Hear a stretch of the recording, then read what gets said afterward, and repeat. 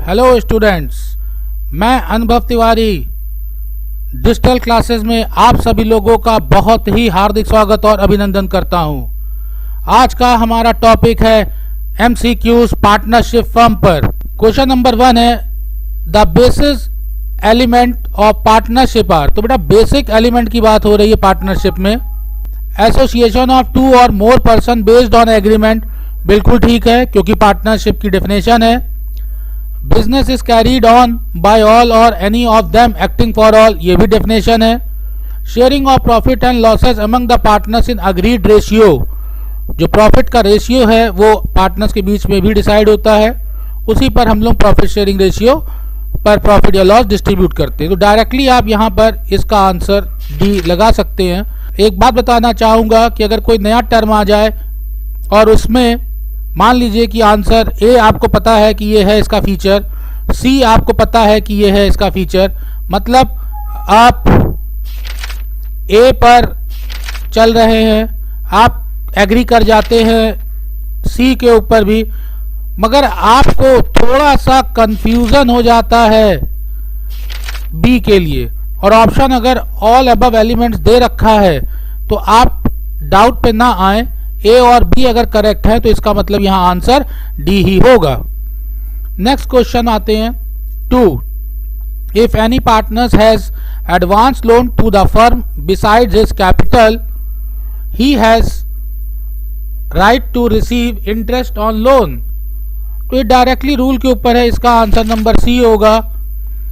At the agreed rate और 6% per annum. तो important बात यह है कि अगर एग्रीड रेट पार्टनर्स के बीच में कोई है तो हम उसके बेस पर वर्क करते हैं, otherwise this is the main thing 6% per annum. तो ध्यान दीजिए यहाँ पर क्लियर कट है 6% पर एनम। स्टूडेंट्स क्या मिस्टेक करते हैं, इस तरह के क्वेश्चन अगर लैंग्वेज चेंज है और उसमें कभी कभी 6% आंसर दिया होता है तो वो उसके ऊपर टिक कर देते हैं। बेटा ध्यान दें कि 6% खाली आंसर नहीं हो सकता, 6% पर एनम इसका आंसर होगा। 3 स्लीपिंग पार्टनर, यहाँ स्लीपिंग पार्टनर्स के फीचर्स की बात हो रही है। A does not provide capital but takes active part in a business और अ फर्म, ये नहीं हो सकता। B provides capital but not take active part in a business. C provide capital takes active part but not share profit और loss of the firm. यहां पर इसका answer है आपका D correct. Next 4th, in case of banking business maximum number of partners are. Banking case के लिए आपके partner होते हैं मैक्सिमम 10 और अदर नॉर्मल बिजनेस के लिए पार्टनर होते हैं 20। तो 10 आपका बैंकिंग केस के लिए है और अगर नॉर्मल बिजनेस एक्टिविटीज होता है, ध्यान देने की बात है नॉर्मल बिजनेस नहीं है, बैंकिंग बिजनेस है, तो बैंकिंग बिजनेस के लिए 10 और नॉर्मल बिजनेस होता तो यहाँ पर हम लेते 20। ये बेटा एक इम्पॉर्टेंट क्वेश्चन में आता है और इस तरह का क्वेश्चन कई बार टॉपिक्स में पूछा गया है। PCS एग्जामिनेशन में, IAS के एग्जामिनेशन में, CA CS के एग्जामिनेशन में, UGC नेट के लिए ये क्वेश्चन बहुत बार रिपीट हुआ है, तो मैं चाहूंगा कि इसको थोड़ा सा आप ध्यान रखेंगे। नेक्स्ट है point number 5th question. Next 5th पे आते हैं। In the absence of partnership deed interest on partners capital. Students यहाँ मिस्टेक करते हैं, ध्यान दीजिएगा पार्टनर्स कैपिटल है, लोन नहीं है। स्टूडेंट मिस्टेक क्या करते हैं, 6% पर एनम डायरेक्टली लगाते हैं जो कि रॉन्ग है। पार्टनर्स कैपिटल पे एब्सेंस ऑफ पार्टनरशिप डीड के लिए कोई रूल नहीं दे रखा है, तो इसलिए हम डायरेक्टली इस जगह पर no interest is allowed 5th के केस में हम लोग यूज करेंगे। Next question number 6, in the absence of partnership deed interest on partners loan. बिल्कुल ध्यान वाली बात है कि एब्सेंस ऑफ पार्टनरशिप डीड में यही एक इंटरेस्ट चलता है। पॉइंट नंबर बी इसका आंसर है 6% पर एनम, डायरेक्टली लगा लेंगे। ये जगह जगह हॉट पे मैंने मार्क कर रहा हूं, इसका मतलब है कि इनके ऊपर आपको वेटेज थोड़ा ज्यादा देना चाहिए। Next point number 7, in the absence of partnership deed partners are entitled to get. Absence of partnership deed है, सैलरी नहीं दी जाती, कमीशन नहीं दिया जाता, प्रॉफिट जो है वो कैपिटल रेशियो में नहीं होता, तो फिर एब्सेंस ऑफ पार्टनरशिप डीड में प्रॉफिट हमेशा प्रॉफिट शेयरिंग रेशियो में होगा, इसलिए इक्वल शेयर इन प्रॉफिट। ये 7th का आपका आंसर हो गया। 8th, interest on capital to partners are agreed rate with will be paid out of. तो किससे इंटरेस्ट ऑन कैपिटल पे होता है? एक्युमुलेटेड प्रॉफिट से नहीं, क्योंकि पिछले रखे हुए प्रॉफिट से नहीं, इस ईयर जो बिजनेस रन हुआ है हम उसी प्रॉफिट से देते हैं, तो इसका मतलब है profit of the current year को हम लोग यहाँ पर लेंगे। ना ही एवरेज प्रॉफिट होता है और ना ही रिजर्व लिया जाता है। इंटरेस्ट ऑन कैपिटल अगर प्रोवाइड करेंगे तो करंट ईयर प्रॉफिट से ही हम लोगों को। नेक्स्ट क्वेश्चन नंबर 9 पे आते हैं। Which one of the following items will not come in profit and loss appropriation account. तो इस जगह में बता देना आपको चाहूंगा कि एप्रोप्रिएशन मतलब प्रॉफिट एंड लॉस एप्रोप्रिएशन का जो पर्पस होता है वो पार्टनर्स के बीच में रिलेशन फर्म के साथ को शो करता है। इट मींस इसमें सिर्फ 2 पार्टी होती हैं, एक पार्टी फर्म होती है और दूसरी पार्टी पार्टनर्स होते हैं। इनके बीच के सिर्फ रिलेशन को शो करेगा, वो भी ओनरशिप को लेकर के। तो ऐसी कंडीशन में सी ये ऐसा पॉइंट है जो नहीं आएगा। आप कहेंगे नहीं सर ये तो पार्टनर्स के ऊपर लोन है। बेटा पार्टनर्स लोन है, ओनरशिप को नहीं शेयर कर रहा है। ओनरशिप के लिए जो डिफाइन करता है वो पार्टनर्स कैपिटल है, सैलरी है, कमीशन है पार्टनर्स को। और क्वेश्चन में क्या कहा गया कि विल नॉट कम, तो इसका आंसर है interest on partners loan. Next है 10th, partner shares the profit and loss of the firm. किस तरीके से करेंगे? सिंपल सा है, एग्रीड रेशियो। ना वो कैपिटल रेशियो में करते हैं, ना इक्वल रेशियो में करेंगे, ना ही वो रेशियो ऑफ टाइम डिवोटेड पे करेंगे। नेक्स्ट क्वेश्चन नंबर 11th पे आते हैं। In the absence of partnership deed partner shares profit and loss किसके ऊपर करते हैं डिस्ट्रीब्यूशन? कुछ नहीं दे रखा तो इक्वल। ये पूरा का पूरा point absence of partnership deed का था। Next point number 12, in the absence of partnership deed interest on partners capital और ड्राइंग। तो देखिए 2 बातें यहाँ पर आ गई, इंटरेस्ट ऑन पार्टनर्स कैपिटल आ गया और ड्राइंग्स आ गया। आपको पता है कि सिर्फ इंटरेस्ट ऑन लोन होता है, तो इसलिए directly will not be charged, इसकी हम लोग एंट्री पास नहीं करेंगे। 13th, following accounts are open when partners have fixed capital. तो कौन कौन से फिक्स्ड कैपिटल में होते हैं? कैपिटल अकाउंट, ये तो हर हालत में होगा। करंट भी ओपन होता है। तो ऐसी कंडीशन में क्या हमारा करेक्ट आंसर होना चाहिए? Point number C, both capital भी होगा और करंट अकाउंट भी होगा। Next 14, which account are open when partners capital are fluctuating. पता है कि फ्लैक्चुएटिंग में सिर्फ एक ही अकाउंट होगा, single, that's a capital account. Then question number 15, the balance of partners current account are.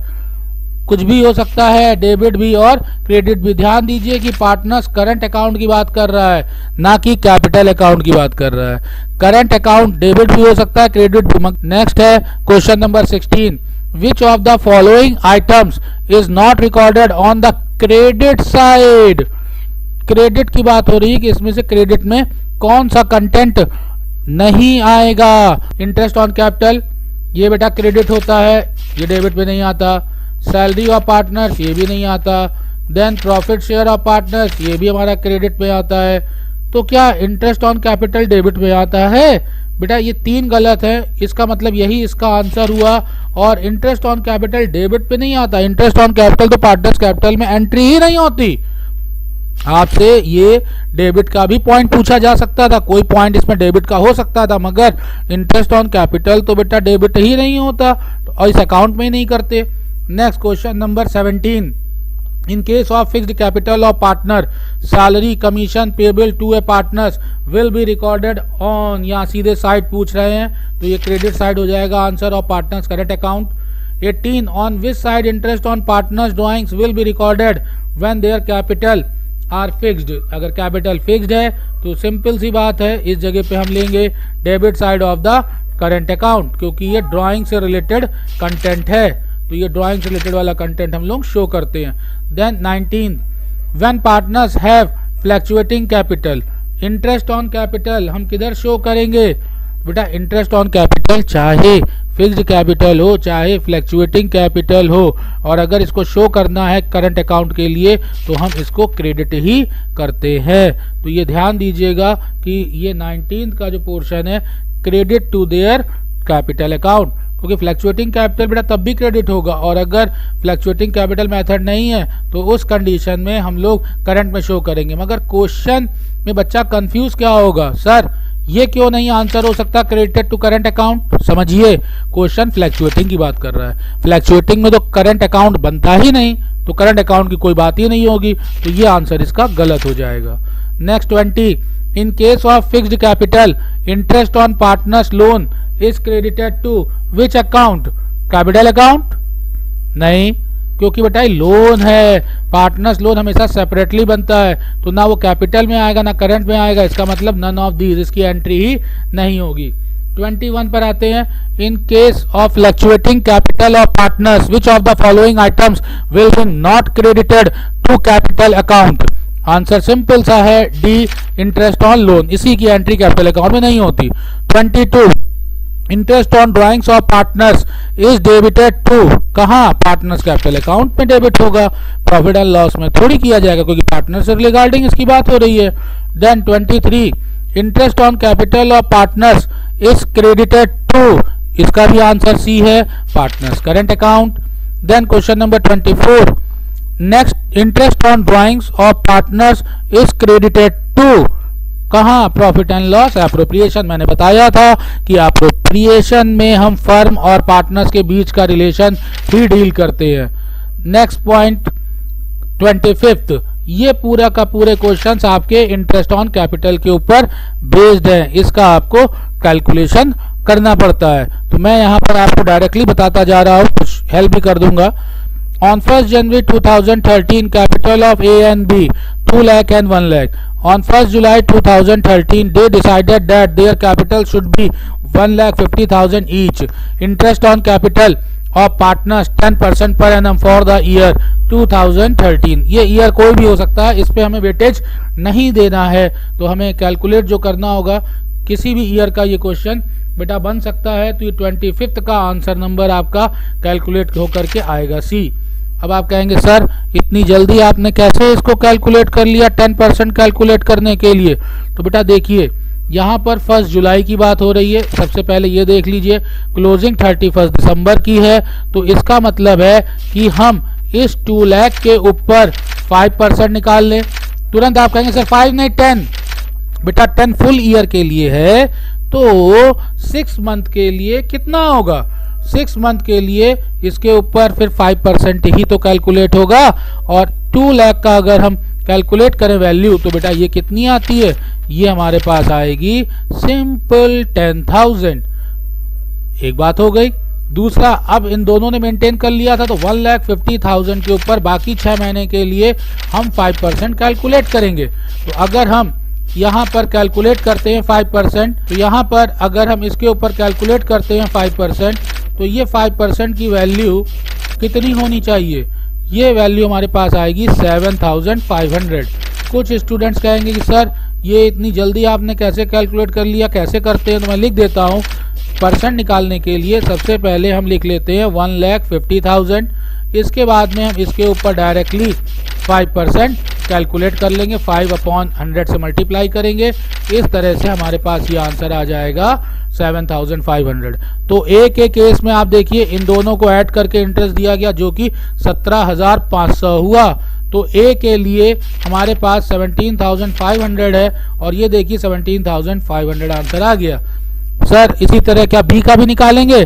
बेटा यहाँ कोई जरूरत ही नहीं बी का कैलकुलेट करना, क्योंकि जब आपको पता चल गया कि ए का 17,500 है, तो देखिए टाइम बचेगा। ए का ये ऑप्शन गलत, यहाँ पर 15,000 दे रखा है, ये ऑप्शन गलत, तो इसका मतलब है कि यही ऑप्शन आपका करेक्ट है, मगर इतनी जल्दबाजी ना करिए, कैलकुलेट करके देख लीजिएगा। तो करेक्ट आंसर इसका सी है। नेक्स्ट है question number 26। P and Q are partners with a capital of 3 lakh and 2 lakh respectively. If firm earned a profit 25,000 for the year of 31st March, the interest on capital 10%. तो ऐसी condition में हमें जो interest on capital देना है उसकी value हमारी कितनी आएगी? तो वो आंसर होगा हमारा बी, फिर आप ये कहेंगे कि सर ये इतनी जल्दी आपने कैसे कैलकुलेट कर लिया। बेटा यहाँ पर देखिए कि जो प्रॉफिट की बात है वो हो रही है 25,000, और अगर हम इसके ऊपर इंटरेस्ट निकाल करके देखें तो ये दोनों को जोड़ें तो 5 लाख होता है। 5 लाख पे अगर 10% हम इंटरेस्ट निकालते हैं तो ये इंटरेस्ट हमारा होगा कितना, 50,000, और प्रॉफिट दे रखा है कितना, 25,000। तो इस कंडीशन में एक रूल होता है जो कि आपको दिमाग में रखना होगा कि जब कभी भी ऐसी कंडीशन हो कि जो प्रॉफिट डिस्ट्रीब्यूट हो रहा है वो इंटरेस्ट ऑन कैपिटल से कम हो, ये रूल मैं यहाँ से लिख दे रहा हूँ, जब कभी भी प्रॉफिट इंटरेस्ट ऑन कैपिटल से कम हो, या आप कह सकते हैं इंटरेस्ट ऑन कैपिटल ज़्यादा हो, तो इसमें जो प्रॉफिट का रेशियो लिया जाता है वो रेशियो डायरेक्टली डिस्ट्रीब्यूट हो जाता है कैपिटल रेशियो पे। तो हम यहाँ रेशियो कौन सा लेंगे, क्वेश्चन ये हमें बस ध्यान देना है, जो क्वेश्चन हमारा होगा तो उस पर हम आंसर लिखते हैं कैपिटल रेशियो। तो इस जगह प्रॉफिट डायरेक्टली आप डिस्ट्रीब्यूट कर देंगे किस में, कैपिटल रेशियो में। और कैपिटल रेशियो कितना दे रखा है, 3:2।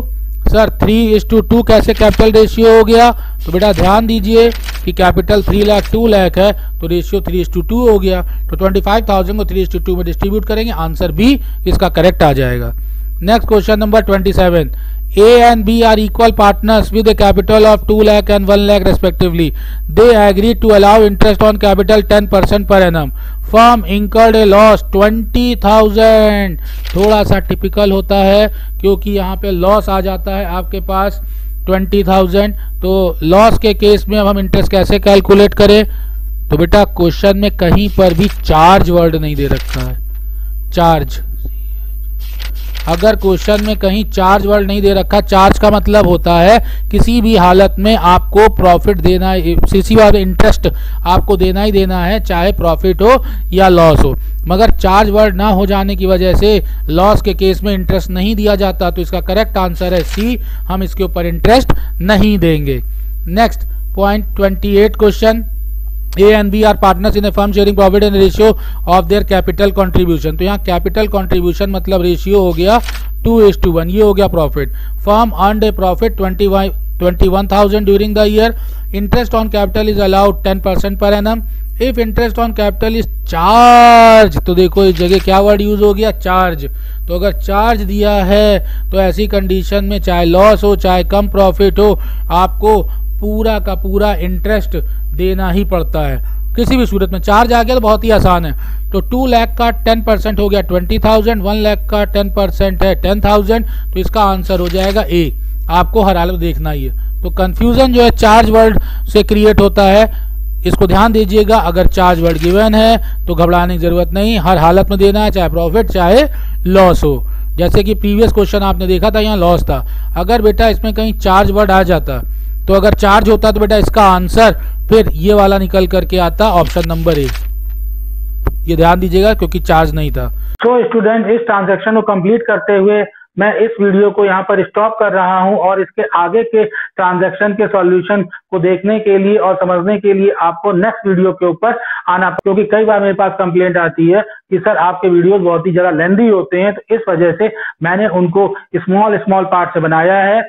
माफी चाहता हूं कि आपको अगले वीडियो के लिए कष्ट हो रहा है।